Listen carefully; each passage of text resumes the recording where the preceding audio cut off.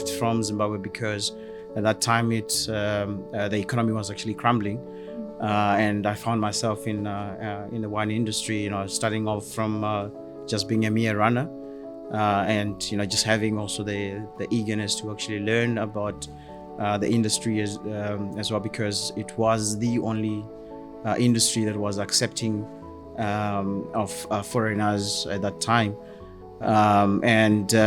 Life just throw a curveball to you, and I just took it upon as an opportunity, and I actually just excelled in that field. Yeah. When I moved to South Africa, I got a job and working in restaurants.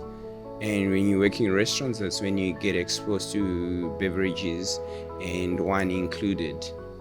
From there, I got fascinated more about wine and the whole persona around it, and in terms of tasting, serving, and that kind of thing. From there, I thought, this is quite a cool job, let me study. So that's when the passion started growing. As I grew up, then I moved down to South Africa.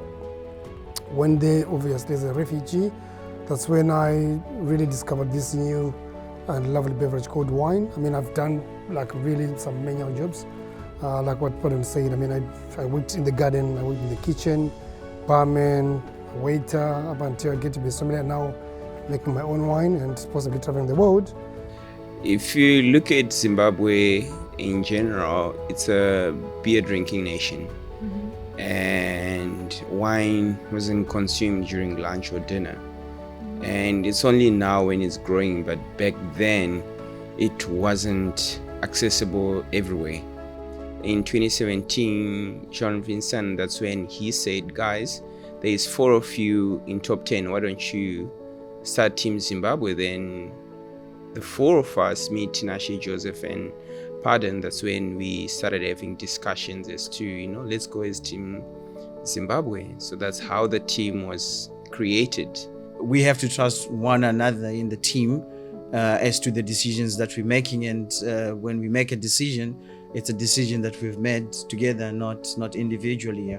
I believe no one is born a sommelier or an engineer or a pilot, but you actually go to school and you have to work on the talent for you to actually realize it. Sometimes when I look at these youngsters really trying to be like us, I feel bad, because the idea is not for them to be like us.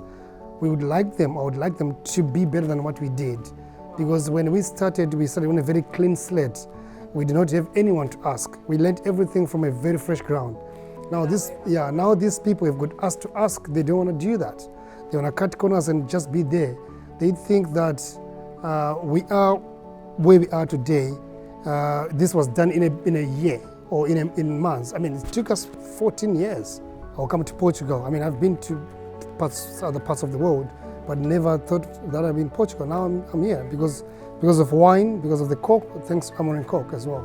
I think a great sommelier should think out of the box, explore, and be adventurous when it comes to serving wine or even creating a wine list.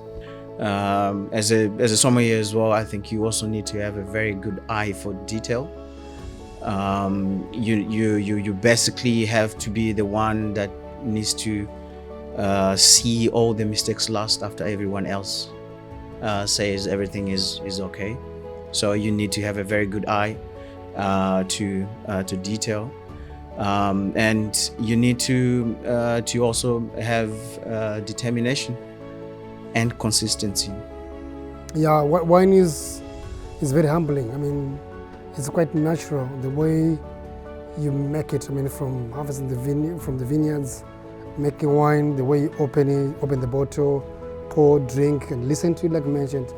It's such a journey which really has to be respected.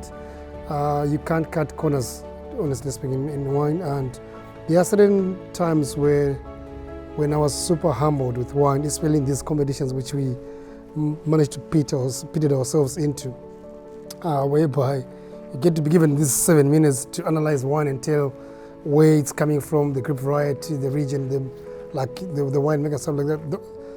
that moment, people really take it for granted. They make fun out of it, but then you'll be sweating and bleeding inside because you'll be wanting to do better. You'll be pushing yourself. So that moment only humbles you to the lowest ground possible. So yeah, wine can humble you. Wine also is togetherness. Wine is culture as well. And it brings quite a lot of people from many walks of life together, which is also quite an important lesson that I've learned. And the world would be a better place with more wine. But now the visit to Amorim, it's been an eye-opener and get to understand it's not about it, it's a whole lot about it. It's sustainability, for you to achieve uncork, that's years. Life is how you make it. There are so many immigrants around the world, right? You don't have to wait for someone else to uplift you. Use the available resources to make the betterment of your life or to better yourself. So we went to South Africa. I went to South Africa with no knowledge of wine and stuff like that, but then I stayed in a wine region where I was actually surrounded by the vineyards.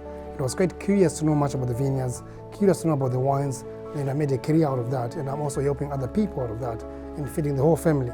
So it may not be just wine, it might be corks, it might be minerals, it might be anything, people should just use whatever is next to them to change their lives, you know what I mean? So it's really all about resilience, open your mind and work hard, and commitment is very important. You may have everything, but if you don't work hard, if you don't know the purpose and no commitment, you can't do anything.